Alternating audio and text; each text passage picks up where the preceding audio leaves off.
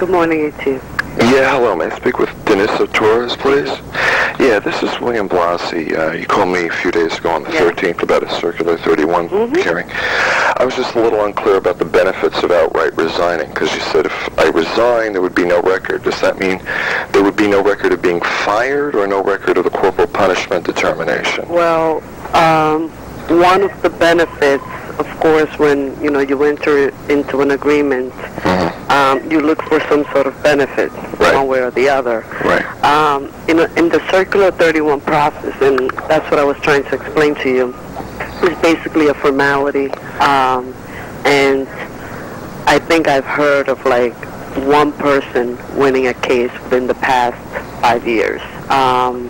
The hearing officers are appointed by the chancellor.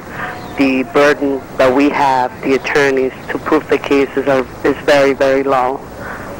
It's not much that we have to do in order to get somebody's license taken away, if the person is not tenure, of course. The benefit that you will get would be I will withdraw the charges and I would give you confidentiality.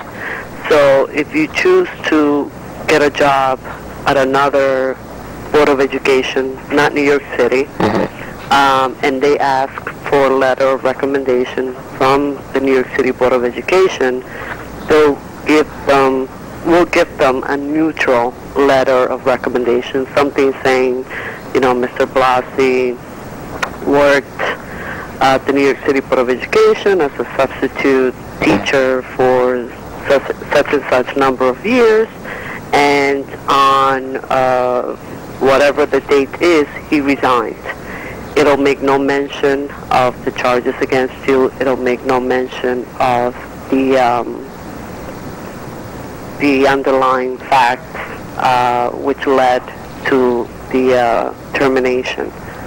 So I strongly urge you to do that if you're planning to seek employment anywhere else at the Board of Education. I don't know how you feel about that. No. I mean, I could win at the hearing. Honestly? Yeah. No. I mean, and you can actually go to NYC, the union's attorneys, and just have a conversation with any of them regarding this, and they'll tell you the same thing. And I actually would encourage you, if you're thinking about doing the stipulation agreement, to do it with an attorney, so that you're able to sit down with the attorney and they'll explain to you what the benefits are, because these are benefits. Like I said, my burden is very low. I can do this with my eyes closed, and it is sad, but it's the truth.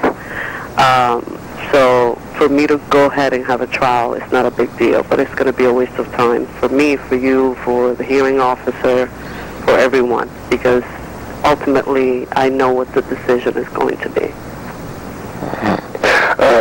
If I was to choose a hearing, when would I get it? It's up to me, really. I do it.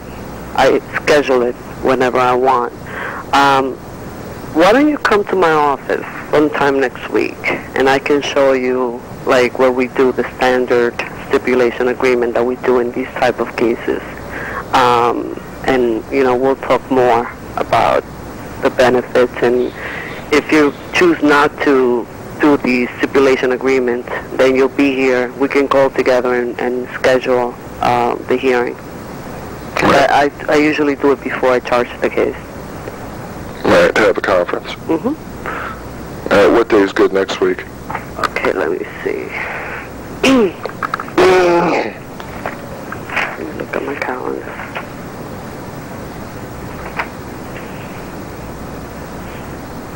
Is Tuesday good for you? Yeah, what time? Where are you? You're at 65 Court or 110? 110 Livingston. Why don't we make it around... What floor? 9th floor. 11:30. Good for you? Yeah. So the odds are I'm just going to get fired anyway. Yeah. All right, thank you very much. 11:30 on You Tuesday. have my name, right? Yeah, Dennis Torres. Okay, so 11:30 on Tuesday morning. All right, Okay? thank you. Okay, bye-bye. Bye-bye.